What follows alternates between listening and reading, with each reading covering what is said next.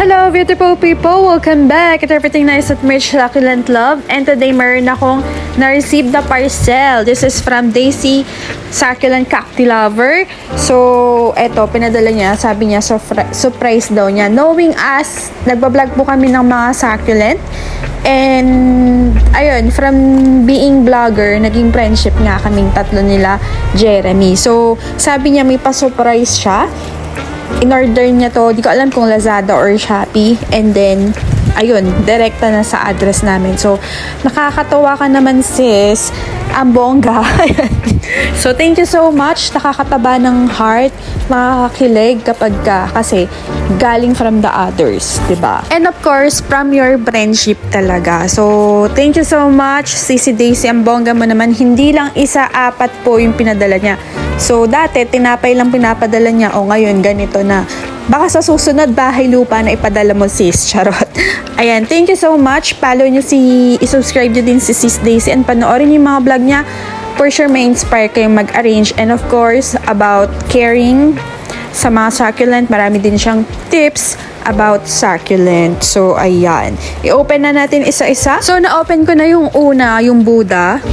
So, ito, Cherubin. Ayun. So, nakakatuwa at nakakakilig, nakaka-touch talaga from Sisi Daisy. Ayan. So, mahilig po ako sa mga angel. Baka magpadala din po kayo. Charot. Ayan. Mahilig nga din talaga ako sa angel and hindi naman din alam yan ni Sisi Daisy dahil sa pagbablog lang kami naging friendship na tatlo.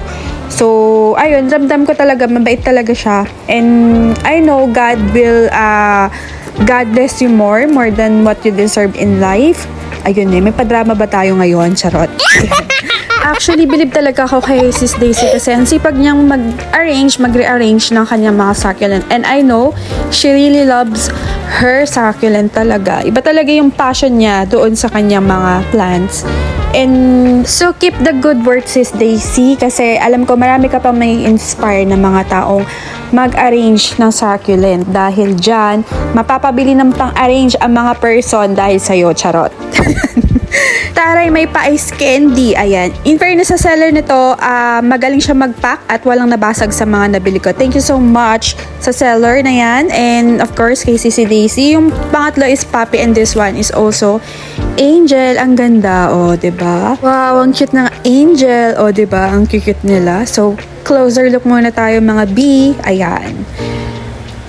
So, next naman ay si Jeremy Hermano naman na nagpadala. I-follow nyo din siya, i-subscribe nyo sa YouTube niya dahil more on succulent din itong si Sisi here in Lowland. And of course, marami din kayo matututunan sa kanyang vlog about succulent. Ayun.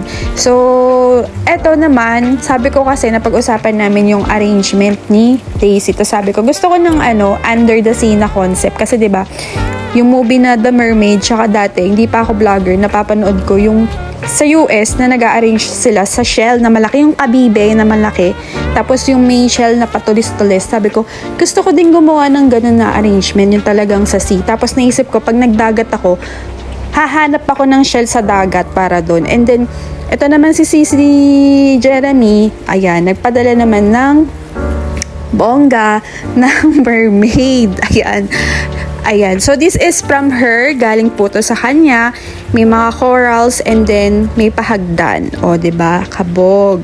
Ang ganda, ang cute. Aray, may pa pebbles, colorful. So, excited na ako para sa gagawin kong arrangement. And thank you, Sisi Jeremy, sa padala mo. So, nakakatuwa kasi sabay pa na dumating yung surprise nilang dalawa sa akin. And ayun, knowing Jeremy, nag-i-start pa lang po ako sa pagbablog. Andyan na siya. So, from there, ang bait naman ka ako ng tao na to kasi lagi siyang naka-comment sa akin noon, nagagaguhan lang kami sa comment section. Tapos, naging close na kami. From TSCP, doon kami nagkakitaan ng FB. Yun, tapos nag-message siya sa akin, tapos nagchikahan na kami. She always guided me on YouTube kasi hindi ko naman alam yung pasikot-sikot ng pagiging vlogger sa YouTube. Tapos yun, lagi lang siyang nakaguide sa akin. And thank you so much for being such a kind person. So always be kind, hindi ka mamamali. Ayan. So ayan na ang ating mga closer look ng ating mga figurine. So, ang cute Under the Sea. Abangan nyo po yan.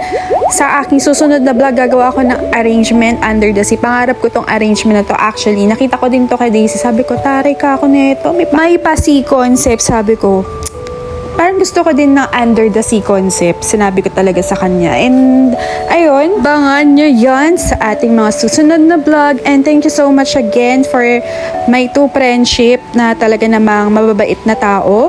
Lucky me to meet these two person na talagang totoo din. So, ayun, I hope nag-enjoy kayo sa ating unboxing ng mga figurine. Thank you so much for the two. And to all of you na nag-support sa akin, thank you so much. And keep in touch mga supporters dahil konting kending na lang. This is your Nurse Plantita saying God bless at laging mag-ingat. Thank you for watching. See you on my next video at Everything Nice at Mitch. Succulent love. Thank you so much.